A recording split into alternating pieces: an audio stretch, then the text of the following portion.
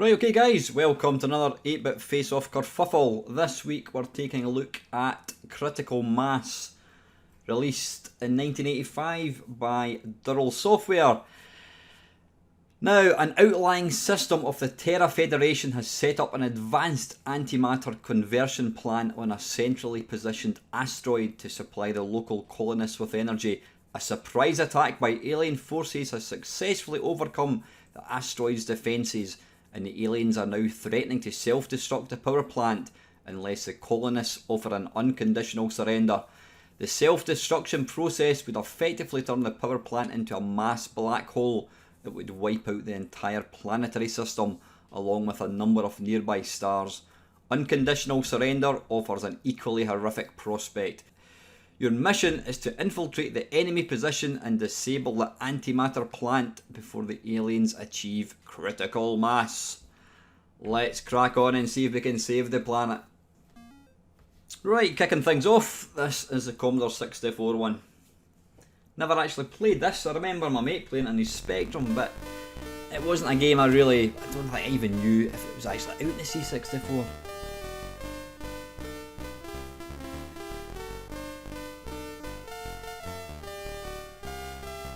In sense of control, you may find initially that it's easier to play using the keyboard. Nah, no thank you. I think we'll just stick with the joystick. And you're using the emergency jetpack to reach replacement vehicle. Fire the rockets in short bursts. Keep moving steadily, but not too fast. Okay, roger that.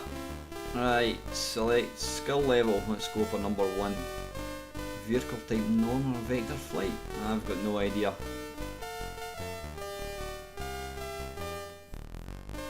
What I don't like is they've got their own font, and yet they use the inbuilt font for some parts of it. That just makes it look that wee bit kinda shabby.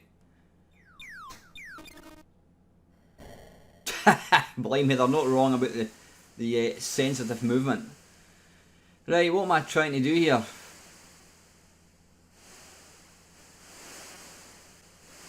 Oh, these big worms look like something straight out of Tremors. That was when Kevin Bacon actually starred in films rather than adverts for mobile phones.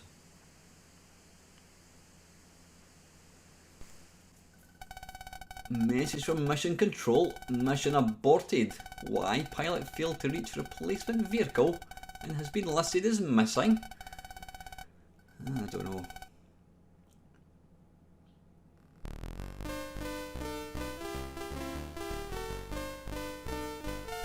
$500 points. I don't know why I got 500 points. Did I shoot something? I'm assuming I must have. Right, let's try vectored, whatever that is. I don't know what the difference is going to be. Is it going to be vector graphics, possibly? Nope. I have no idea.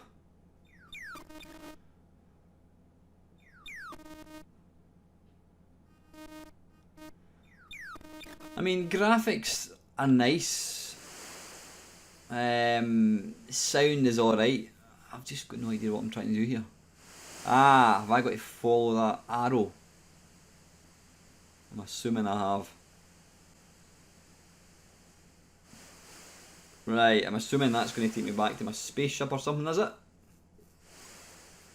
Yeah, it's not the easiest. It's not the easiest control in the world. Now, I did read the instructions, as you saw. I did actually read the instructions, but I still couldn't figure out what the hell I'm supposed to do here.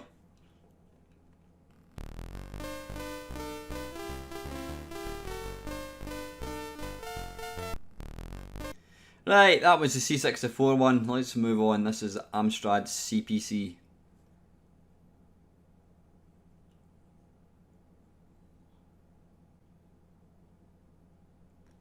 Let's go for joystick. It's going for a Spectrum look.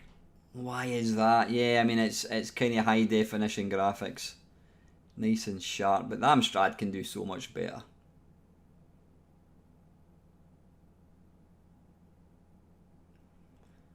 And there appears to be a complete lack of any sound. What's going on?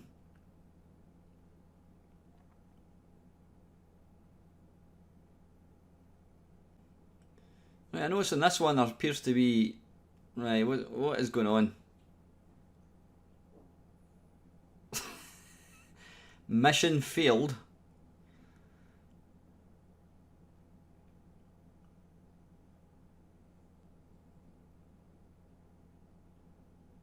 I've got no idea.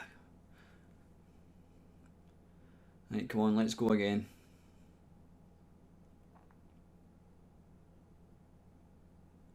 Right, I notice in this one you've got the arrow straight from the off, whereas the C64 one, the arrow only seemed to appear when you sort of lost the spaceship, so I'm really not too sure what we're trying to do here. Is the arrow pointing to that ball thing that's chasing me? That ball thing reminds me of the big sort of baddie you've got to kill in Project X on the Amiga. Yeah, disappointing this version, I've got to say. Completely no sound, and the graphics, whilst they're quite detailed, the Amstrad is capable of so much more. It's no wonder Amstrad owners got fed up when they just got Spectrum ports.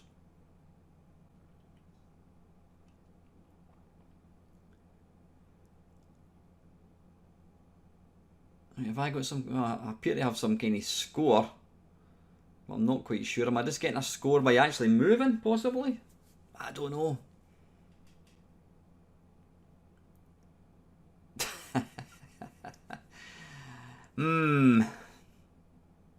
Maybe if I actually knew how to play the game, it might actually help. Wow, that is what you call a small graphic. That's nice. I've got to say, that is nice. I mean, look at the detail in that for such a tiny, tiny little character.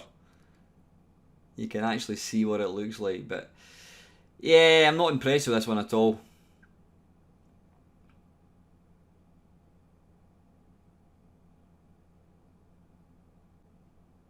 They could quite easily have gone for a really nice multicolour one, similar to the C64. I mean, the Amstrad had more colours than the Commodore 64, so, you know, whilst it didn't have the greatest scrolling in the world, it could have at least done a better attempt than this.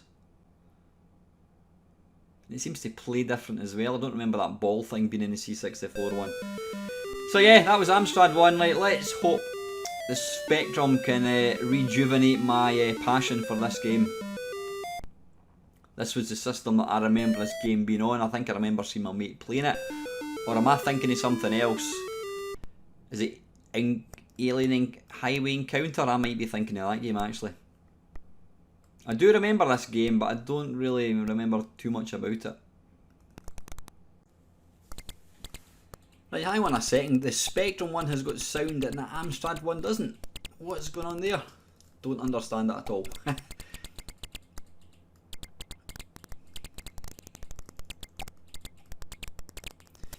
Yeah, you can see there the Spectrum one has got these sort of, I don't know what you would call them, golf ball type things chasing them.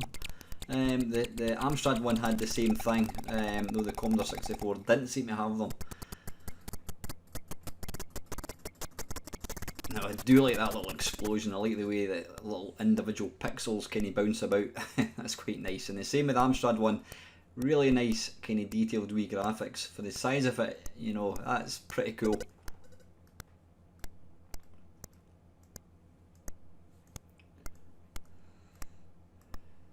Assuming again I need to follow the arrow here to the left and try and find the spaceship, which I think this is. There we go.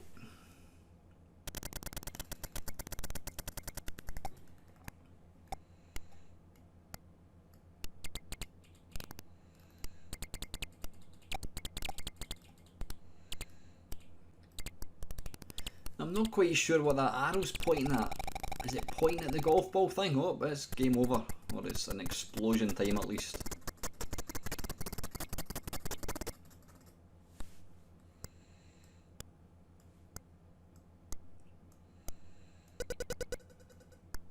Ouch.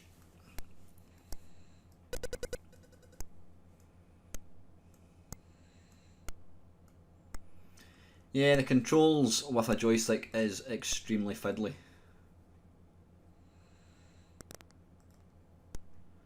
And given that most people that own the Spectrum did use keys, I'm guessing this game is probably more geared towards a keyboard, hence the reason it does actually recommend you use a keyboard. But yeah, like I says, it's not a game that I've really played before, and I'm really struggling to try and understand what you need to do here. So, you know, it's probably not a... This is not a review, by the way. This is me merely comparing conversions, just based on graphics and how they actually play. There's not a lot to really choose between the three versions from a playability point of view. Graphically, yeah, the Commodore 64 is nice. It's got coloured graphics. The Spectrum and Amstrad graphically are very, very similar. Which, you know, considering what a sort of nice colour palette that Amstrad has, it could have been a lot better. And the fact that there is no sound at all in Amstrad, I don't know whether it's maybe the emulator or something, but you know, the fact that I could not get any sound in it, and if that's the case, then that is completely unforgivable, you know, considering the C64 and the Spectrum one has sound. If I was to recommend one, I would probably say the Spectrum one, because that's the kind of the platform that I always think of this game on.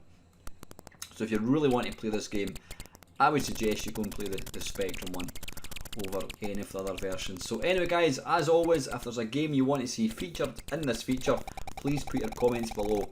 And as always, thank you very much for watching.